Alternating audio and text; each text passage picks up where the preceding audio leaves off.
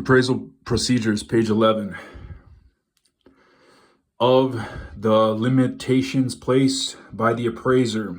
We'll talk more about limiting conditions later, but here are a few that are customarily seen in most appraisals. The appraiser is not required to give testimony in court in connection with this appraisal.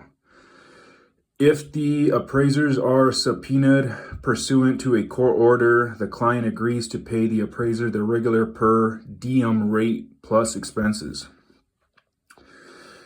Information, estimates, and opinions are verified where possible, but cannot be guaranteed.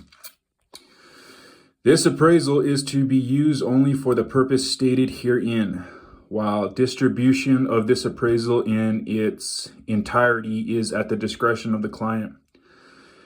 Individual sections shall not be distributed. This report is intended to be used in whole and not in part. No part of this appraisal, its value estimates, or the identity of the firm or the appraisers may be communicated to the public through advertising, public relations, media sales, or other media. Extraordinary assumptions. An extraordinary assumption per USPAP is an assumption directly related to a specific assignment as of the effective date of the assignment results, which, if found to be false, could alter the appraiser's opinions or conclusions. The appraiser may use an extraordinary assumption when credible assignment results can still be obtained with its use. The appraisal report must clearly state that if the extraordinary assumption is found to be false, the value opinion may be affected. An excellent and common example is the case of a drive-by appraisal. The appraiser makes the extraordinary assumption that the interior condition / quality of the property is consistent with that of the exterior. Extraordinary assumptions will be discussed in future sections of this text. Hypothetical conditions. A hypothetical condition is a condition related to a specific assignment which is contrary to what is known by the appraiser to exist on the effective date of the assignment results, but is used for the purpose of analysis. Per USPAP definition, hypothetical conditions are what-if situations when the value opinion is subject to a specific action or event. An appraisal for the purpose of new construction typically contains the hypothetical condition that the construction will be completed per plans and specifications presented to the appraiser. Like extraordinary assumptions, the report must clearly state that the use of a hypothetical condition might have affected the extra notes. When you do a drive-by, an extraordinary assumption. A hypothetical is a what-if. New construction. In the new construction, the cost approach weight herein. Assume average. And that's next to extraordinary assumption. You got to know the difference between extraordinary assumption and hypothetical condition. If jurisdictional exemption will allow you to comply with USPAP.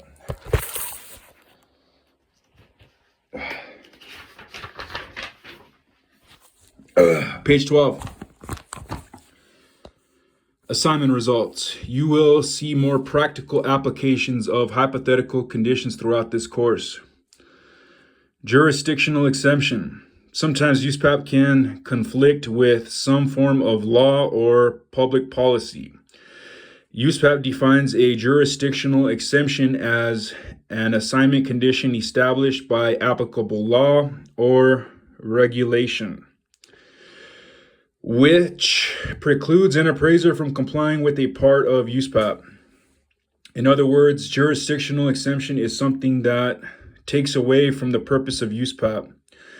Jurisdictional exemption can be invoked by a federal or state constitution, legislative and court-made law, or federal, state, and local administrative rules, regulations, and ordinances.